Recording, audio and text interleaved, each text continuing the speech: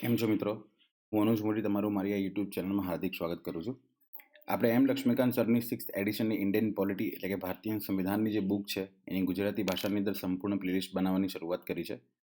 પ્રથમ વિડીયો જે છે એ અપલોડ થઈ ચૂક્યો છે. થોડો સમય લાગ્યો છે બીજો વિડીયોમાં, પણ હું ધ્યાન રાખીશ કે હવે આવનારા જે વિડીયોઝ છે એ થોડા કન્ટિન્યુ રહેશે. પ્રથમ વિડીયોની અંદર આપણે જોયું કે બ્રિટિશમાં એટલે કે બ્રિટનની અંદર ઈસ્ટ ઇન્ડિયા કંપનીની શરૂઆત થઈ. ત્યાર પછી અંગ્રેજો ભારતમાં પ્રતિનિધિ બનીને આવ્યા હતા વેપાર કરવા માટે. ત્યાર પછી કેવી રીતે તેમની સત્તાની વધવાની શરૂઆત થઈ 1765માં થયેલી અલ્હાબાદની સંધિમાં દીવાની સત્તા પ્રાપ્ત થઈ. ત્યાર પછી આ જ ઈસ્ટ ઇન્ડિયા કંપનીને નિયંત્રિત કરવા માટે બ્રિટિશ સરકાર દ્વારા જે કાયદા કાનૂન બનાવવામાં આવેલા હતા તેના વિશે આપણે વાત કરી. તો એ જે કાયદાઓ હતા તેમાં આપણે રેગ્યુલેટિંગ એક્ટ 1773થી શરૂઆત કરી હતી અને ગયા વિડીયોની અંદર જે અંતિમ મુદ્દો હતો એ 1793નો એક્ટ હતો. તો હવે આપણે આગળ વધીને ચાર્ટર્ડ એક્ટ 1813 વિશે વાત કરીએ. હવે બરાબર ધ્યાન આપજો મિત્રો. જો ચાર્ટર્ડ એક્ટ 1813ની વાત કરીએ તો એના પહેલાં હું તમને એક નાનકડી વાત કહું.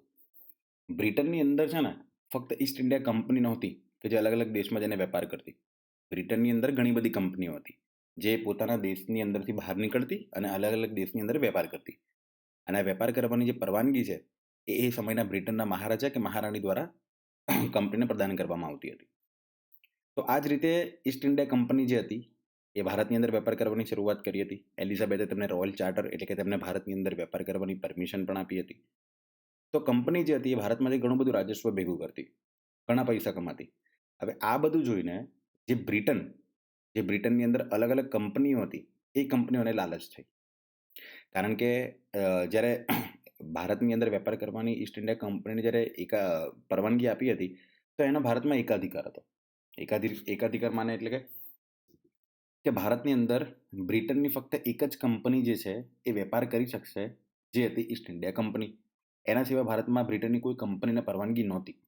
હવે આ વાતનો વિરોધ બ્રિટનની અંદર જે અલગ અલગ કંપનીઓ હતી બીજી એના દ્વારા બ્રિટનના મહારાજાને કરવામાં આવેલો હતો. આથી બ્રિટનની અંદર આ એક્ટ બનાવવામાં આવેલો હતો 1813નો, જેમાં સર્વપ્રથમ વખત આમાં બીજો મુદ્દો છે ધ્યાન રાખજો કે કંપનીનો ભારતની અંદર વેપાર કરવાની જે સમય મર્યાદા હતી ને એ તો 20 વર્ષ વધારી દેવામાં આવી, બરાબર. પણ કંપનીનો જે એકાધિકાર હતો ભારતમાં કે ફક્ત ઈસ્ટ ઇન્ડિયા કંપની જે ભારતમાં વેપાર કરી શકશે એ બ્રિટન દ્વારા સમાપ્ત કરી દેવામાં આવ્યો. બ્રિટનની સરકાર દ્વારા એ સમાપ્ત કરી દેવામાં આવ્યો. હવે અલગ અલગ કંપનીઓ પણ ભારતમાં આવશે અને વેપાર કરી શકશે. પણ યાદ રાખજો, ચાઇના સાથે જે ઈસ્ટ ઇન્ડિયા કંપનીનો જે વેપાર હતો અને ચા સાથેનો ભારતની અંદર જે ચાનું ઉત્પાદન થતું એ ચાની નિકાસ કયા દેશ સાથે કરવી અને એનું મૂલ્ય કેટલું રાખવું અને ચાઇના સાથેનો જે વેપાર હતો એની અંદર હજુ પણ ઈસ્ટ ઇન્ડિયા કંપનીનો એકાધિકાર હતો. પણ અલગ અલગ કંપનીને ભારતની અંદર વેપાર કરવાની પરવાનગી જે હતી એ આ એક્ટના માધ્યમથી મળી ગઈ. ત્યાર પછી આ એક્ટ જે છે એના પ્રથમ મુદ્દા પર ધ્યાન આપો. એવું કહેવા માંગે છે કે જો ભારતની અંદર આ પહેલો મુદ્દો છે ને એ તમારે ખાલી જોઈ લેવાનો, હું તમને સંપૂર્ણ એની માહિતી હું તમને આપું. જો ભારતની અંદર એક કંપનીનું શાસન હતું, બરાબર. હવે આ એક્ટ જ્યારે ભારતમાં આવ્યો ને એ પહેલા કંપનીનું ભારતમાં જે ક્ષેત્ર પર શાસન હતું ને એ ક્ષેત્રો ઈસ્ટ ઇન્ડિયા કંપનીના ક્ષેત્ર કહેવાતા. અંગ્રેજોના તો હતા જ, પણ એની પર જે સોવરેનિટી એટલે કે જે પ્રભુત્વ હતું, જે સર્વોચ્ચ જે સત્તા હતી એ ઈસ્ટ ઇન્ડિયા કંપનીના અધિકારીને કર્મચારીઓની હતી. પણ આ એક્ટ પછી શું થયું કે ઈસ્ટ ઇન્ડિયા કંપનીએ ભારતની અંદર જે ક્ષેત્રો પર રાજ કરે છે કે રાજ કર્યું છે, જે ક્ષેત્રમાંથી રેવન્યુ કલેક્ટ કરે છે એ તમામ એવા ક્ષેત્ર, ઇનડાયરેક્ટલી હું તમને એક વસ્તુ કહું કે એવા તમામ ક્ષેત્ર જેની પર કંપનીનું શાસન હતું, બરાબર છે, એ હવે બ્રિટિશ સરકારના અધિકાર ક્ષેત્રમાં માની લેવામાં આવશે. એટલે કે તેની પર હવે સર્વોચ્ચ સત્તા કોની? તો કે બ્રિટનના સરકારની, બરાબર છે. હવે આપણે વાત કરીએ ત્રીજા પોઈન્ટની. જો તો ત્રીજા મુદ્દામાં એવું કહેવામાં આવે છે કે જ્યારે કંપનીનું ભારતમાં શાસન હતું, બરાબર, ત્યારે મુખ્ય 3 પ્રાંતો હતા જે બ્રિટિશ સરકારના સીધા અધિકારમાં હતા. એક હતું બંગાળ, બીજું હતું મદ્રાસ અને ત્રીજું હતું બોમ્બે. ત્યાં 3 પ્રાંતમાં તો રેવન્યુ કલેક્ટ કરવાનો અધિકાર 1765થી મળી ગયેલો હતો અલ્હાબાદની સંધિમાં, બરાબર છે. પણ જે એ સમય દરમિયાન પ્રાંતમાં પણ તો સરકાર હતી ને. સપોઝ કે આજના જે રાજ્યો છે એ ત્યારે પ્રાંત ગણાતા. તો એ સમય દરમિયાન પ્રાંત પણ હતા જે ઈસ્ટ ઇન્ડિયા કંપનીના અધિકાર ક્ષેત્રમાં જ હતા. તો બ્રિટનની સરકાર જે હતી અને આમાં થતું કેવું હતું કે આ જે 3 મોટા મોટા પ્રાંતો હતા એ 3 પ્રાંતોની અંદર તો રેવન્યુ કલેક્ટ કરવામાં આવતું, ભારતના લોકો માટે પણ થોડું ઘણું સારું કામ કરવામાં આવતું હતું, બરાબર છે. પણ જે પ્રાંત હતા ને એ પ્રાંતની અંદર લોકોનું વધારે શોષણ થતું હતું, બરાબર છે. બીજું કે પ્રાંતના જે ગવર્નરો હતા એ ગવર્નરે આ જે બંગાળના જે ગવર્નર જનરલ હતા તેની પર આધાર રાખવો પડતો કે એ લોકો એમને કંઈક અનુદાન આપશે અને એના આધારે એ લોકો પ્રાંતના ગવર્નરો પોતાના પ્રાંતના વિકાસ માટેના કાર્યો કરશે. અને બ્રિટિશ સરકારે આની અંદર એક બદલાવ કરેલો હતો જે ત્રીજા પોઈન્ટમાં ઉલ્લેખ છે કે પ્રાંતના જે ગવર્નરો હતા એમણે પણ છે ને અધિકાર આપી દેવામાં આવેલો હતો રેવન્યુ કલેક્ટ કરવાનો, ટેક્સ લગાવવા માટેનો. અને જો કોઈ પણ ભારતીય વ્યક્તિ અથવા કોઈ પણ વ્યક્તિ જે પ્રાંતમાં વસે છે એ જો રેવન્યુ આપવાનો ઇનકાર કરે, મહેસૂલ ભરવાનો મનાઈ કરે, તો એને કલકત્તાની અંદર જે સર્વોચ્ચ ન્યાયાલય છે તેના દ્વારા દંડિત કરી શકાય. આ ત્રીજા નંબરનો પોઈન્ટ હતો. અને આના કારણે થયું શું કે પ્રાંતની અંદર પણ મહેસૂલ ઉઘરાવવાની શરૂઆત કરી ત્યાંના ગવર્નરોએ, ત્યાંના સર્વોચ્ચ અધિકારીએ. અને એ રેવન્યુ જે કલેક્ટ થતું એ રેવન્યુ એ જ પ્રાંતના જે લોકો હતા, એ નાગરિકો હતા, એના વિકાસ માટે ઉપયોગમાં લેવામાં આવતું હતું. બરાબર છે. હવે આપણે ચોથો પોઈન્ટ જોઈએ. ત્યાર પછી જ્યારે કંપનીની સ્થાપના બ્રિટનમાં થઈ, બરાબર છે. હવે આ કંપનીની જ્યારે શરૂઆત થઈ ત્યારે કોઈ એક વ્યક્તિ તો એવો હશે નહીં કે જેણે આખી આખી કંપની બનાવી હશે, બરાબર છે. તો એ સમય દરમિયાન અલગ અલગ ભાગીદાર હતા. એ બધા ભાગીદારો ભેગા થઈને એક કંપનીની શરૂઆત કરી, જેને ઈસ્ટ ઇન્ડિયા કંપની કહેવાય, અને એને ભારતની અંદર આવીને વેપાર કરવાની શરૂઆત કરી. ત્યાર પછી ભારતની અંદર કેટલાક લોકો હતા જે ધનાઢ્ય, જે પૈસાવાળા લોકો હોય, બરાબર છે, એ પણ કંપનીની અંદર પોતાના શેર્સ ખરીદતા, જે આજે શેર બજારની અંદર થાય છે તે. એ કંપનીમાં પોતાનો અમુક હિસ્સો ખરીદતા.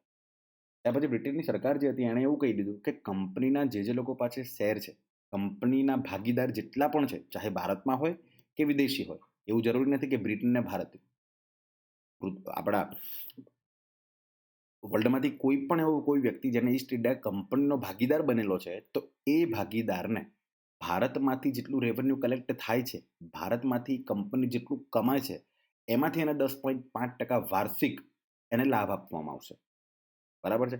યાદ રાખજો, કોઈ પણ વ્યક્તિ જે ઈસ્ટ ઇન્ડિયા કંપનીનો ભાગીદાર છે, જે ભારતમાં રહેતો નથી કે બ્રિટનમાં પણ નથી રહેતો કે વર્લ્ડમાં કશે પણ રહે છે, તો એને ભારતમાંથી જે રેવન્યુ પ્રાપ્ત થાય છે ને, એમાંથી એને 10.5% વાર્ષિક એને લાભ મળશે.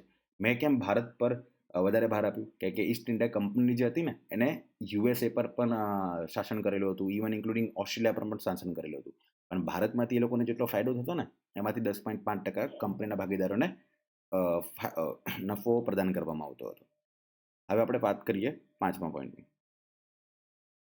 જો ભારતની અંદર છે ને બ્રિટિશ સરકાર દ્વારા એક કાયદો બનાવવામાં આવેલો જે આપણે છઠ્ઠા પોઈન્ટમાં ઉલ્લેખ છે કે ખ્રિસ્તી ધર્મનો ફેલાવો કરવાનો છે હવે ભારતમાં. કારણ કે પોતાના ધર્મનો ફેલાવો તો દરેક જાતિના લોકો કરવાના છે. આજના સમયમાં પણ એ થાય છે, પહેલાં પણ એ થતું હતું. તો ખ્રિસ્તી ધર્મનો ફેલાવો કરવા માટે જે ઈસાઈ ધર્મના લોકો છે, ક્રિશ્ચનના જે ધર્મગુરુઓ છે, બરાબર છે, એ લોકોને ભારતમાં આવવાની પરવાનગી આપવામાં આવી. અને આ જે મિશનરી હતી, બરાબર છે, કે ધર્મનો ફેલાવો કરવા માટે જે ધર્મગુરુઓ ભારતમાં આવેલા ક્રિશ્ચન ધર્મને ફેલાવો કરવા માટે, બરાબર, તો એ લોકોનું જે વડુ મથક હતું ને એ કલકત્તામાં સ્થાપિત કરવામાં આવેલું હતું. બરાબર છે. ત્યાર પછી આપણે જોઈએ સાતમો પોઈન્ટ. જો ભારત બધાને ખબર છે સાહિત્ય ક્ષેત્રે ખૂબ જ ઉન્નત વારસો પણ ધરાવે છે, બરાબર છે. વિજ્ઞાન ટેકનોલોજી તો આપણા સમયની અંદર આર્યભટ્ટ, બ્રહ્મગુપ્ત, ત્યાર પછી વરાહ મિહિર, જે આ તમને બધાને ખબર જ હશે, આ નામ તમે સાંભળ્યા જ હશે તમે જો ક્લાસ 1, 2, 3ની તૈયારી કરતા હો તો. આ લોકોના સમયથી જ આપણો વિજ્ઞાન ક્ષેત્રે જે વારસો છે ખૂબ જ અમૂલ્ય હતો, બરાબર. તો બ્રિટિશ સરકાર દ્વારા કાયદા અંતર્ગત એક ઉલ્લેખ કરવામાં આવેલો હતો કે ભારતની અંદર સાહિત્ય જેટલું પણ છે, બરાબર છે, એ સાહિત્ય અને વિજ્ઞાન ટેકનોલોજીને પ્રમોટ કરવા માટે, તેનો વિકાસ કરવા માટે અથવા તો તેને પુનર્જીવિત કરવા માટે એટલે કે નાણાકીય સહાય બ્રિટિશ સરકાર દ્વારા આપવામાં આવશે. યાદ રાખજો, આ જેટલી પણ નાણાકીય સહાય છે ને એ બ્રિટિશ સરકાર ડાયરેક્ટલી નથી આપતી. એ આપે છે, કંપનીને ઓર્ડર આપે છે ઈસ્ટ ઇન્ડિયા કંપનીને, કંપનીનું જે પ્રોફિટ થાય છે, બરાબર, કંપનીનો જે ફાયદો થાય છે એ ફાયદામાંથી ફાળવવાની છે, બરાબર છે. એવું જ આપણે એક આગળનો પોઈન્ટ જો 8મો, જો ભારતની અંદર છે ને શૈક્ષણિક રીતે લોકોને જાગૃત કરવા માટે તથા ભારતની અંદર જે એ સમય દરમિયાન ભારતની અંદર જે અભણો હતા ને એની સંખ્યા ખૂબ જ વધારે હતી, બરાબર. તો કંપની દ્વારા એ લોકોને શિક્ષિત કરવામાં આવશે. એના માટે બ્રિટિશ સરકાર દ્વારા કંપનીને આદેશ આપવામાં આવેલો હતો કે ભાઈ પ્રતિ વર્ષ 1 લાખ રૂપિયા ખર્ચો અને ભારતના જેટલા લોકો છે જે અભણ છે, જે કામ લાગી શકે છે આપણને, એ લોકોને ભણાવો, બરાબર છે. આ આપણો ચાર્ટર્ડ એક્ટ 1813 પૂરો થઈ ગયો. હવે આપણે આગળનો જોઈએ, બરાબર. હવે આપણે જોઈએ ચાર્ટર્ડ એક્ટ ઓફ 1833.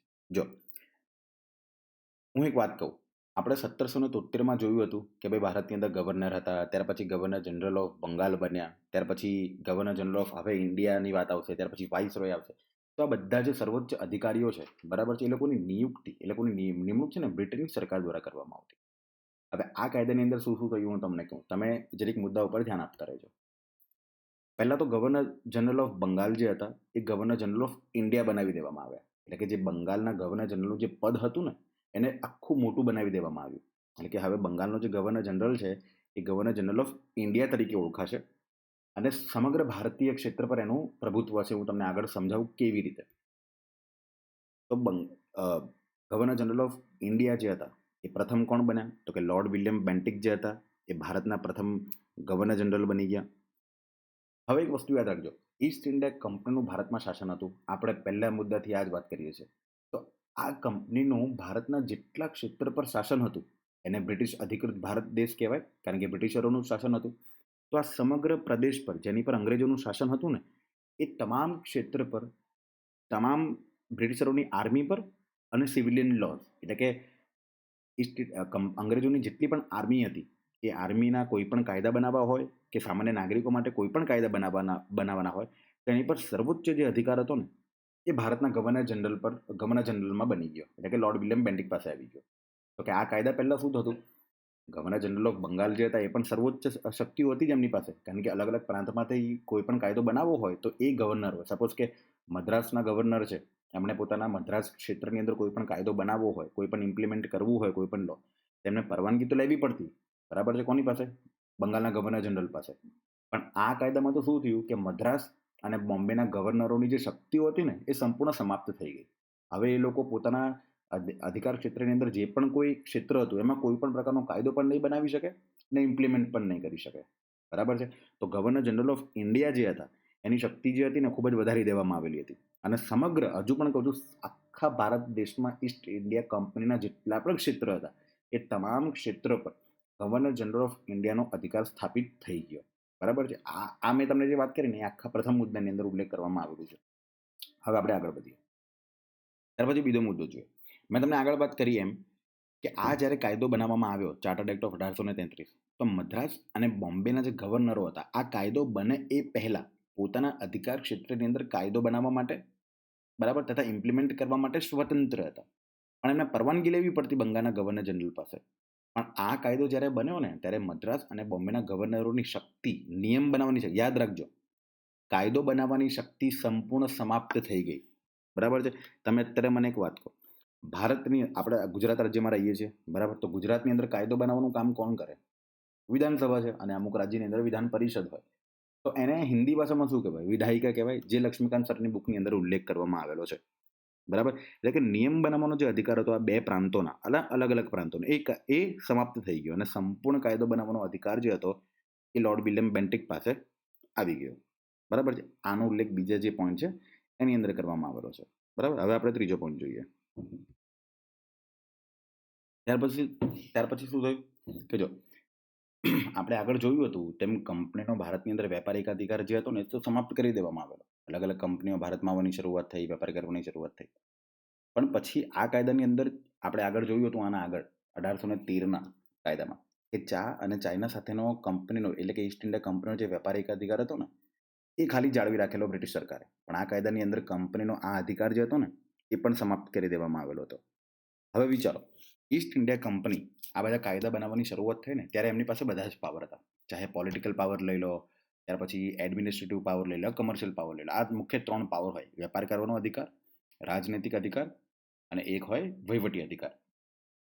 તો તમે યાદ કરો, મેં તમને આગળ કીધું તેમ 1773ની અંદર જ્યારે એક્ટ લાવવાની શરૂઆત થઈ, આપણે થોડું ઓફ ટોપિક વાત કરીએ, 1773માં જ્યારે એક્ટ બનાવવાની શરૂઆત થઈ ત્યારે રાજનૈતિક અને વહીવટી કાર્ય તો ઓલરેડી અલગ કરી દીધેલા બ્રિટિશ સરકારે કંપનીના, કે હવે કંપની રાજનૈતિક કાર્ય અલગ કરશે અને વહીવટી કાર્ય અલગ કરશે. અને રાજનૈતિક કાર્ય કરવા માટે મેં તમને કીધું હતું કે ગવર્નર જનરલ ઓફ બંગાળ જે હતા એને બનાવવામાં આવેલા હતા. ત્યાર પછી 4 પરિષદની નિયુક્તિ કરવામાં આવી, 4 સભ્યોની નિયુક્તિ કરવામાં આવી, જેને ગવર્નર જનરલની મંત્રી પરિષદ કહેવાય અત્યારની ભાષામાં, બરાબર છે. તો આ બધું એ સમય દરમિયાન થયું. તો એ કંપની જે હતી, તો આ સમયાંતરે જે કાયદા બનાવવામાં આવેલા હતા ને એ સમય દરમિયાન કંપની છે ને ખોખલી બનાવી દેવામાં આવી. કંપની પાસેથી બધી શક્તિઓ છે ને બ્રિટિશ સરકારે લઈ લીધી. તો હવે કંપની પાસે વેપારનો એકાધિકાર પણ નથી. બીજું કે કંપની પાસે ચા અને ચાઇના સાથેનો જે વેપાર એકાધિકાર હતો એ પણ સમાપ્ત થઈ ગયો. એટલે કે હવે કંપનીનું ભારતમાં જે અસ્તિત્વ હતું ને, બરાબર છે, એ ખાલી ને ખાલી એક વહીવટી સંસ્થા તરીકે હતું. એનું કારણ હું તમને કહું. જો, ન તો હવે કંપનીનો ભારતમાં વેપારિક અધિકાર છે, ન તો કંપની હવે કોઈ પણ રાજનૈતિક કાર્ય કરી શકે. રાજનૈતિક કાર્ય તો મેં તમને કીધું એમ ગવર્નર જનરલ ઓફ બંગાળ કરતા હતા, ત્યાર પછી હવે ગવર્નર જનરલ ઓફ ઇન્ડિયા કરશે. ત્યાર પછી ઊંચા લેવલના જે પોલિટિકલ કાર્યો છે એ બોર્ડ ઓફ કંટ્રોલ કરશે. બરાબર. બોર્ડ ઓફ કંટ્રોલ કોણ? કે ઈસ્ટ ઇન્ડિયા કંપનીના વિરુદ્ધની અંદર બ્રિટનની અંદર પ્રતિનિધિત્વ કરે છે બ્રિટિશ સરકારનું. અને બ્રિટિશ સરકાર દ્વારા જે કાયદા બનાવવામાં આવેલા હોય એ કાયદાને ઇમ્પ્લિમેન્ટ કરવા માટે આદેશ આપશે કોર્ટ ઓફ ડાયરેક્ટરને, અને કોર્ટ ઓફ ડાયરેક્ટર જે છે એ કંપનીને આદેશ આપશે. કારણ કે મેં તમને આગળ કીધું હતું, કોર્ટ ઓફ ડાયરેક્ટર જે છે એ ઈસ્ટ ઇન્ડિયા કંપનીની ગવર્નિંગ બોડી છે, સંચાલન સમિતિ છે, અને બોર્ડ ઓફ કંટ્રોલ બ્રિટિશ સરકારનું પ્રતિનિધિત્વ કરે છે. બરાબર છે. તો હવે કંપની પાસે કોઈ પણ અધિકાર જ નથી. કંપની ખાલી ભારતની અંદર એક વહીવટી સંસ્થા છે. એટલે કે ગવર્નર જનરલ ઓફ ઇન્ડિયા સમગ્ર જેટલા ક્ષેત્ર છે જેની પર અંગ્રેજોએ શાસન કરેલું છે એની પર જે પણ કોઈ કાયદા બનાવે એ કાયદાને ખાલી ઇમ્પ્લિમેન્ટ કરી શકશે. બસ, આનાથી વધારે વિશેષ હવે કંપનીનો ભારતમાં કોઈ અસ્તિત્વ નથી. જો તો ધીમે ધીમે ઈસ્ટ ઇન્ડિયા કંપનીનું છે ને અસ્તિત્વ સમાપ્ત થાય છે, અને 1858નો જે કાયદો આવશે ને એમાં કંપનીને સંપૂર્ણપણે સમાપ્ત કરી દેવામાં આવે છે, અને એને મતલબ કહી દેવામાં આવે છે કે હવે તમે નીકળો અહીંયાથી, ઘરે જતા રહો. બરાબર છે. આગળ જોઈએ આપણે. ત્યાર પછી શું છે કે ભારતીયોને સિવિલ સેવાની અંદર સિવિલ સેવાની જે પરીક્ષા થાય એ પરીક્ષાની અંદર જે ભરતી પ્રક્રિયા હોય એ ભરતી પ્રક્રિયામાં જગ્યા લેવાની, જગ્યાની અંદર પરીક્ષા આપવાની પરવાનગી આપવામાં આવી. જો, હવે જ્યારે આ બધું હતું ને 1833ના સમયની વાત કરું, ઈસવીસન 1833માં 2 પ્રકારની સિવિલ સર્વિસ હતી. એક કોવેનેન્ટેડ હતી અને વેનેન્ટેડ હતી. બરાબર છે. તો મેં જ્યાં તમને 2 પ્રકારની સર્વિસ કીધી, કોવેનેન્ટેડ અને વેનેન્ટેડ. તો જે કોવેનેન્ટેડ હતી ને, બરાબર છે, એની અંદર બ્રિટિશરો જે હતા, જે અંગ્રેજો હતા, એ અંગ્રેજો માટે ઊંચી પોસ્ટ જે હતી ને એ હોલ્ડ કરતા, અને એને કોવેનેન્ટેડ કહેવાતી. અને અનકોવેનેન્ટેડ જે સિવિલ સર્વિસ હતી ને એની અંદર ભારતીયોને સ્થાન આપવામાં આવતું, પણ એ સિવિલ સર્વિસની અંદર નીચી પોસ્ટો હતી. તમે સમજો છો ને? એ પ્રકારની સિવિલ સર્વિસ હતી. એની અંદર જે હાયર પોસ્ટ પર બ્રિટિશરોની નિયુક્તિ કરવામાં આવતી ને એને કોવેનેન્ટેડ કહેવાતું. અને અનકોવેનેન્ટેડ એટલે કોણ? કે ભારતીયોને સ્થાન આપવામાં આવતું હતું. બરાબર છે. પણ એ સિવિલ સર્વિસની સૌથી નીચી પોસ્ટ માનવામાં આવતી. તો એ સમય દરમિયાન પણ ભારતીયો સાથે જે અલગ અલગ પ્રકારનો વ્યવહાર તો ત્યારે જ કરવામાં આવતો હતો. એટલે ત્યારથી જ બ્રિટિશરોએ ભાગલા પાડો અને રાજ કરોની નીતિ જે હતી એની શરૂઆત કરી દીધેલી હતી. પણ આજે ભારતીયોને સિવિલ સર્વિસમાં ભરતીની જે પદ્ધતિ છે, બરાબર, તેની અંદર સ્થાન લેવાની જે જગ્યા હતી ને એનો અમલ ક્યારે પણ થયો નહીં. એનું કારણ એ હતું કે court of director East India company જે હતી એનું પ્રતિનિધિત્વ કરતી. હવે એનું અસ્તિત્વ બ્રિટિશ સરકારે આમ પણ ખતમ કરી નાખેલું હતું. તો એના દ્વારા છે ને વિરોધ કરવામાં આવેલો બ્રિટનમાં કે ભાઈ હવે અમે જેટલું વહીવટ કરીએ છીએ, બરાબર, એટલું તો અમને કરવા દો. હવે તમે અમારું સ્થાન પણ હવે જો ભારતીયોને આપવા લાગશો ને તો એ થોડું અયોગ્ય થઈ જાય, કારણ કે અમારી પાસેથી બધી શક્તિ તો બ્રિટિશ સરકાર તમે લઈ જ લીધી છે. તો આ વસ્તુ તમે રહેવા દો. જે ભારતીયો છે તેને સિવિલ સર્વિસની અંદર આવવા માટેની તમે પરવાનગી ખાલી રદ કરી દો. બરાબર. તો બ્રિટિશ સરકારે એમની વાત પણ માની, અને 1833માં જે સિવિલ સેવકની ભરતીમાં ભારતીયોને સ્થાન લેવાનું હતું એ નિર્ણયને રદ કરી દીધો બ્રિટિશ સરકારે. એ નિર્ણય પણ એમના દ્વારા જ લેવામાં આવેલો હતો, બ્રિટિશ સરકાર દ્વારા, અને એમણે રદ પણ કરી દીધો હતો. બરાબર છે. હવે આપણે આગળ વધીએ. બરાબર છે. ત્યાર પછી બીજી બધી વાતો છે કે ભારતની અંદર દાસ પ્રથાની સમાપ્તિ થઈ ગઈ. આ ખાલી કહેવા માટેનું હતું. બરાબર છે. એકચ્યુઅલમાં દાસ પ્રથાની કોઈ સમાપ્તિ નહોતી થઈ એ સમય દરમિયાન. ત્યાર પછી બ્રિટિશની અંદર તમામ અંગ્રેજો કોઈ પણ નાગરિક હોય બ્રિટનનો એને ભારતમાં આવવા માટેની અને વેપાર કરવાની પરવાનગી આપી દેવામાં આવેલી હતી. બરાબર. ત્યાર પછી આપણે વાત કરી હતી કે જો એક વસ્તુ યાદ કરજો તમને, આપણે આગળના કાયદામાં શીખી ગયા કે ગવર્નર જનરલ ઓફ બંગાળ જે હતા એમની 4 સભ્યોની મદદ કરવા માટે એક સમિતિની રચના કરવામાં આવી, જેને કારોબારી પરિષદ કહેવાતી. તો એ કારોબારી પરિષદની અંદર 4 સભ્યો હતા. મેં તમને આગળ પણ વાત કરેલી હતી, જેની નિયુક્તિ બ્રિટિશ સરકાર દ્વારા કરવામાં આવતી, બ્રિટનના મહારાજા દ્વારા કરવામાં આવતી. બરાબર છે. તો 1833માં ફરક શું થયો કે ગવર્નર જનરલ ઓફ ઇન્ડિયા એટલે કે લોર્ડ વિલિયમ બેન્ટિક જે હતા, બરાબર છે, એમને મદદ કરવા માટે પણ 4 સભ્યો તો હતા જ, પણ એ 4 સભ્યોમાં એક સભ્ય એટલે કે કાયદા બનાવવા માટે એક સભ્યની નિયુક્તિ કરવામાં આવી. એટલે કાયદાનો જે જાણકાર હોય તેની નિયુક્તિ કરવામાં આવી ગવર્નર જનરલની જે મંત્રી પરિષદ હોય 4 સભ્યોની એમાં. બરાબર છે. તો પ્રથમ કાયદા વિશેષજ્ઞ કોણ બન્યા? લોર્ડ મેકોલ જે હતા, બરાબર છે, કાયદા પંચના અધ્યક્ષ બન્યા. કોની સરકારમાં? કોના અધ્યક્ષપણામાં? Governor general of India lord William બેન્ટિકના સમયમાં. બરાબર. તો અહીંયા આપણો થાય છે ચાર્ટર્ડ એક્ટ ઓફ 1833 પૂરો. હવે આપણે આગળનો એક એક્ટ જોઈએ. જો મિત્રો હું તમને એક વાત કહું ઇન્ડિયન પોલિટી છે ને ખૂબ જ ઇન્ટરેસ્ટિંગ સબ્જેક્ટ છે, બરાબર છે. પણ આ જે પહેલું ચેપ્ટર છે ને એ ઇતિહાસ અને થોડું પોલિટી એ ભેગું છે, બરાબર છે. મેં પોતે જ્યારે સ્ટડી કરવાની શરૂઆત કરી હતી યુપીએસસી ને જીપીએસસીની પ્રિપેરેશન, તો મને પણ થોડું બોરિંગ લાગતું, પણ આ શીખવું જ પડશે. આ ચેપ્ટર પછી જે સંવિધાન સભા છે, સંવિધાનનું નિર્માણ છે, એ કેવી રીતના થયું, એના શું શું એના ચેલેન્જીસ હતા સરકારની સામે, ઇન્ડિયન નેશનલ કોંગ્રેસ છે, બરાબર છે, મુસ્લિમ લીગ છે, એ લોકોનું રોલ શું હતો આ બધામાં, એ ખૂબ જ ઇન્ટરેસ્ટિંગ છે. બીજા ચેપ્ટરથી તો બહુ મજા આવવાની છે. આમાં થોડું બોરિંગ છે 100%, બરાબર, પણ આપણે એને પણ ઇન્ટરેસ્ટિંગ બનાવી દઈશું, બરાબર. ઓકે, હવે આપણે આગળની વાત કરીએ. આપણે વાત કરીએ ચાર્ટર્ડ એક્ટ ઓફ 1853. જો આપણે 1833નો જે એક્ટ હતો ને તેની અંદર એક આપણે વાત કરી કે ગવર્નર જનરલ ઓફ ઇન્ડિયા જે હતા, બરાબર છે, એટલે કે ગવર્નર જનરલ ઓફ ઇન્ડિયા જે એનું પદ બનાવવામાં આવેલું હતું, બરાબર. ત્યાર પછી એમની પાસે તમામ લેજિસ્લેટિવ અને એક્ઝિક્યુટિવ પાવર આપી ગયા. એટલે કે શું, જો આપણે ગુજરાતમાં રહીએ છીએ, બરાબર છે, તો નિયમ બનાવે પણ છે અમુક એક એક બોડી છે, અને નિયમ બનાવવા માટે અને નિયમને લાગુ કરવા માટે પણ એક બોડી છે. તો નિયમ જે બનાવે ને એ બોડીને કહેવાય લેજિસ્લેટિવ, એટલે કે ધારાસભા, બરાબર. જે ગુજરાતની અંદર વિધાનસભા કામ કરે છે, બરાબર છે, એને લેજિસ્લેટિવ કહેવાય. અને એને લાગુ કોણ કરે, તો એક્ઝિક્યુટિવ, એટલે કે વહીવટી સંસ્થાઓ, જેમ કે આપણા સિનિયર આઈએએસ ઓફિસર્સ છે, બરાબર છે, કલેક્ટર છે, ડિસ્ટ્રિક્ટ મેજિસ્ટ્રેટ છે, મ્યુનિસિપલ કમિશનર છે, બરાબર છે, મેયર છે, એ બધાને એક્ઝિક્યુટિવ બોડી કહેવાય, જે કાયદાને લાગુ કરે, બરાબર. તો 1833માં થયેલું શું કે ગવર્નર જનરલ ઓફ ઇન્ડિયા જે હતા ને એમની પાસે બંને પાવર હતા, કે એ કાયદો પણ બનાવી શકશે અને એને લાગુ પણ કરી શકશે. જેટલા પણ ક્ષેત્ર ભારતમાં બ્રિટિશરોના હતા, કંપનીએ જેટલા પણ ક્ષેત્રો પર રાજ કરેલું, એની પર સર્વોચ્ચ અધિકાર તો બંગાળના અરે સોરી મને માફ કરજો, અ, એટલા તમામ ક્ષેત્રો પર ગવર્નર જનરલ ઓફ ઇન્ડિયાનું શાસન હતું. તો એ ગવર્નર જનરલ ઓફ ઇન્ડિયા જે હતા એમને કાયદો બનાવવાનો પણ અધિકાર હતો અને લાગુ કરવાનો પણ અધિકાર હતો. હવે જોજો 1853નો પહેલો મુદ્દો કે બ્રિટિશ સરકાર જે હતા એમને ગવર્નર જનરલની જે કારોબારી પરિષદ હતી, બરાબર છે, જે પરિષદ એટલે કે શું, એ ગવર્નર જનરલ ઓફ ઇન્ડિયા છે એને એના કાર્યોની અંદર મદદ કરવા માટે 4 સભ્યો હતા, એ સભ્યોની વાત કરવામાં આવેલી છે, એને કારોબારી પરિષદ કહેવાય. તો એ કારોબારી પરિષદના વિધાયી કાર્યો અને વહીવટી કાર્યો, એટલે કે લેજિસ્લેટિવ પાવર અને એક્ઝિક્યુટિવ પાવરને અલગ અલગ કરી દેવામાં આવ્યા હતા, બરાબર છે. યાદ રાખજો, લેજિસ્લેટિવ પાવર, બરાબર છે, અને એક્ઝિક્યુટિવ પાવર, એટલે કે નિયમ બનાવવાનો જે અધિકાર હતો અને એ નિયમ બનાવેલો હોય એને લાગુ કરવાનો જે અધિકાર હતો, એ બંનેને અલગ અલગ કરી દેવામાં આવેલા હતા, બરાબર. અને નિયમ બનાવવા માટે, એટલે કે જે વિધાયી કાર્યો હતા, બરાબર છે, આપણે યાદ છે મેં તમને કીધું કે જેમ લોકસભા, રાજ્યસભા, ત્યાર પછી દરેક રાજ્યની અંદર વિધાનસભા અથવા તો અમુક રાજ્યમાં વિધાન પરિષદ હોય, એને વિધાયિકા કહેવાય હિન્દીમાં.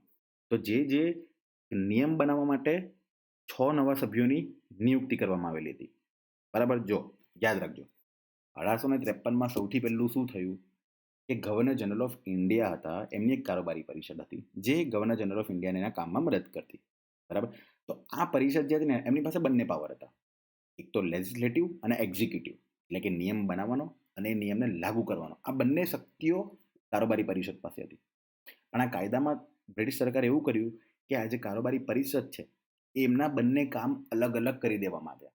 એટલે કે હવે આ કારોબારી પરિષદ છે ને એ બંને કામ એક સાથે નહીં કરી શકે, એટલે કે એમનો નિયમ બનાવવાનો પણ કામ અલગ કરી દેવામાં આવ્યું અને નિયમને લાગુ કરવા માટે પણ અલગ કરી દેવામાં આવ્યું, બરાબર. તો નિયમ બનાવવા માટે નવા 6 સભ્યોની છે ને નિયુક્તિ કરવામાં આવી, અને આ જે નવા 6 સભ્યો હતા ને એને વિધાન પાર્ષદ કહેવાય. હવે તમે એક વસ્તુ વિચારો, મેમ્બર ઓફ લેજિસ્લેટિવ એસેમ્બલી જે હતી ને, મેમ્બર ઓફ એમએલએ કહેવાય છે, બરાબર છે. આપણે ગુજરાત રાજ્યની અંદર કોઈ સભ્ય હોય, બરાબર છે, વિધાનસભાનો, એને એમએલએ કહેવાય, બરાબર, એટલે મેમ્બર ઓફ લેજિસ્લેટિવ એસેમ્બલી.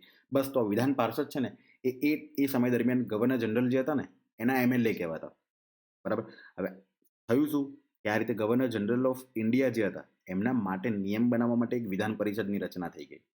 તમે સમજો, ગવર્નર જનરલ ઓફ ઇન્ડિયા જે હતા એ તો સર્વોચ્ચ વ્યક્તિ હતા, એની નીચે આ કારોબારી પરિષદ હતી, ત્યાર પછી એના કાર્ય અલગ થયા અને નિયમ બનાવવા માટે 6 સભ્યો જે હતા એની નિયુક્તિ બ્રિટિશ સરકાર દ્વારા કરવામાં આવી.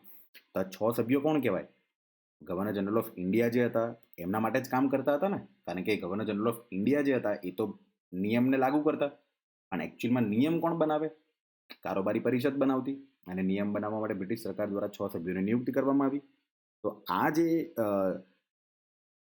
6 સભ્યો હતા, બરાબર છે, એ 6 સભ્યોની ઇનડાયરેક્ટલી આપણે કહીએ તો એક વિધાન પરિષદ જ કહેવાય ને, બરાબર છે, કે જે એ લોકો કાયદો બનાવતા. તમે આજે એક વસ્તુ વિચારો, આજે આપણા પ્રાઇમ મિનિસ્ટર છે, હોમ મિનિસ્ટર છે, ફાઇનાન્સ મિનિસ્ટર છે, ભલે એ લોકો સર્વોચ્ચ શક્તિ ભોગવે છે, પણ એકચ્યુઅલમાં કાયદા કાનૂન બનાવવાનું કામ કોણ કરે? એ લોકો થોડી કરે.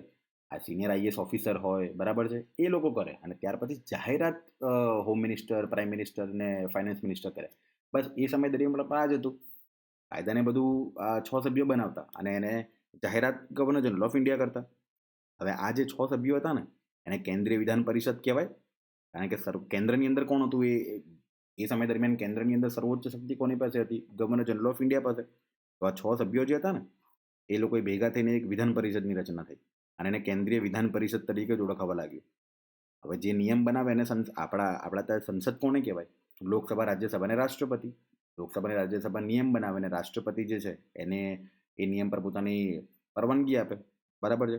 તો એને એક સંસદ જ કહેવાય ને. તો એ સમય દરમિયાન પણ આ જે 6 સભ્યો હતા એને એક નાની સંસદ જ કહેવાતું, કારણ કે કાયદા બનાવવાનું કામ એ કરતું હતું. અને એમની કામ કરવાની જે પદ્ધતિ હતી ને, એ બ્રિટિશ સંસદ જે હતી એ સમય દરમિયાનની એના જેવી જ હતી, બરાબર છે. જો આ થોડું ટ્રીકી છે, વિડીયો વારંવાર જોજો, આ પોઈન્ટ 100% તમને સમજ પડી જ જશે 1-2 વારમાં જ કદાચ. ઓકે, આગળ વધીએ આપણે. ત્યાર પછી ત્રીજો પોઈન્ટ જુઓ. આપણે જોયું 1833માં સિવિલ સેવાની અંદર ભારતીયોને સ્થાન આપવાની વાત થઈ હતી, પણ એનો એકચ્યુઅલી એનું ઇમ્પ્લિમેન્ટ થયું નહીં હતું, બરાબર છે. કંપની દ્વારા વિરોધ કરવામાં આવેલો. પણ હવે 1853ની અંદર જે ભારતીયો હતા એમને પણ સિવિલ સેવાની અંદર પરીક્ષા આપવા માટે પરવાનગી આપવામાં આવી હતી. હવે એ માટે એક કમિટીની રચના કરવામાં આવી હતી, જેને મેકોલ કમિટી તરીકે ઓળખવામાં આવી 1854માં. મેં તમને વાત કરી હતી કે 2 પ્રકારની સિવિલ સેવા હોય, કોવેનેન્ટેડ અને વેનેન્ટેડ. તો જે કોવેનેન્ટેડ હતી, બરાબર, એની અંદર જેમાં ફક્ત બ્રિટિશરોને અધિકાર હતો કે ઉચ્ચ પદ પર બિરાજમાન થઈ શકે, એની પર ભારતીયોને પણ અધિકાર સ્થાપિત કરવામાં આવેલો હતો, બરાબર છે. ત્યાર પછી આગળ જોઈએ કે આપણે જેમ જેમ જોયું છે કે બ્રિટિશ સરકાર દરેક કાયદાની અંદર કંપનીને ભારતની અંદર વેપાર કરવા માટે 20 વર્ષનો સમય વધારી આપે છે. પણ 1853માં થયું એવું કે બ્રિટિશ સરકાર જે હતી એને કંપનીને ભારતમાં વેપાર કરવાની પરવાનગી તો આપી કે ભાઈ 1853થી તમે વેપાર તો કરી જ શકશો આગળ, પણ કેટલા સમય માટે કરી શકશો ને એ નક્કી નથી.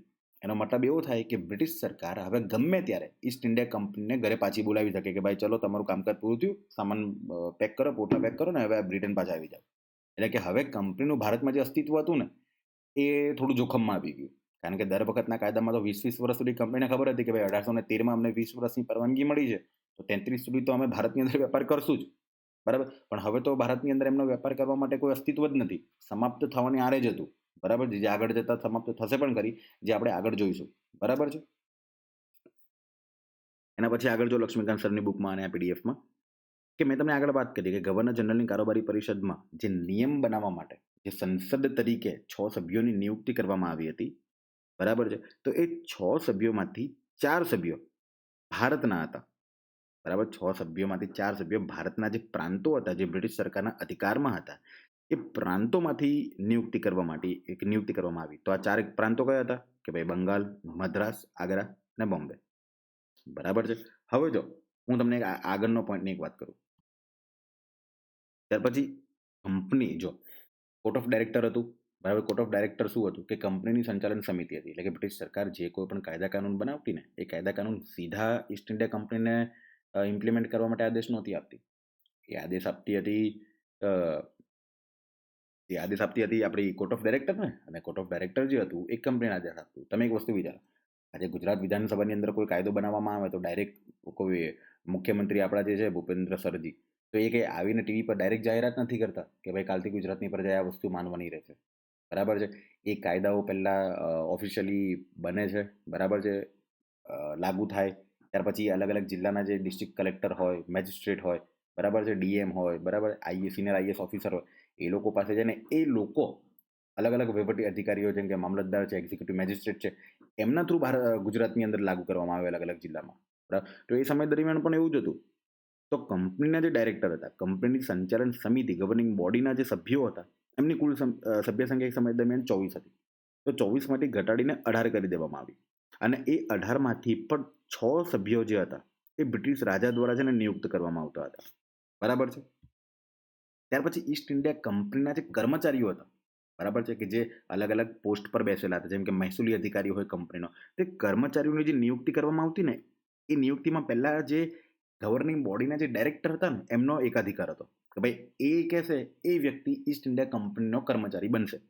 તો હવે આ પણ સમાપ્ત કરી દેવામાં આવ્યું. હવે કંપનીના કર્મચારીઓની નિયુક્તિ કરવાનો અધિકાર પણ બ્રિટિશ સરકાર પાસે જ જતો રહ્યો હતો. બરાબર છે. ત્યાર પછી આપણે ખબર છે કે આના આગળના કાયદામાં આપણે જોયું કે કાયદા પંચ કાયદા બનાવવા માટે, બરાબર છે, કાયદા પંચની રચના કરવામાં આવી. બરાબર છે. તેમાં લોર્ડ મેકોલ જે હતા એ પ્રથમ કાયદા પંચના અધ્યક્ષ બન્યા. તો કાયદા વિશેષજ્ઞ અને કારોબારી પરિષદના પરમનન્ટ સભ્ય બનાવી દેવામાં આવેલા હતા. આ 1853ના એક્ટ પ્રમાણે વાત કરી છે. આ બધું લક્ષ્મીકાંત સરની બુકની અંદર ઇન ડિટેલ છે જ, અને આપણે એની પણ ઇન ડિટેલ વાત કરીએ જ છીએ. બરાબર છે. ત્યાર પછી આગળ વાત કરીએ. જો મેં તમને આગળ વારંવાર હું તમને એટલા માટે કહું છું કે કોઈ નવા હોય, કોઈ નવા સ્ટુડન્ટ્સ હોય, બરાબર છે, એના માટે આ વાત થોડી સમજવી થોડી ટ્રિકી છે, થોડી અઘરી છે. કે આ એક્ટથી ગવર્નર જનરલની કારોબારી પરિષદ જે હતી એના બે કાર્ય અલગ કરવામાં આવેલા. એક નિયમ બનાવવા માટે એટલે કે લેજિસ્લેટિવ પાવર, અને એક્ઝિક્યુટિવ પાવર એટલે કે અલગ અલગ ફંક્શન્સ જે હતા એને અલગ અલગ કરી દેવામાં આવ્યા. તો જે 6 સભ્યોની નિયુક્તિ કરવામાં આવી એમનું મુખ્ય કામ હતું કાયદો બનાવવાનું.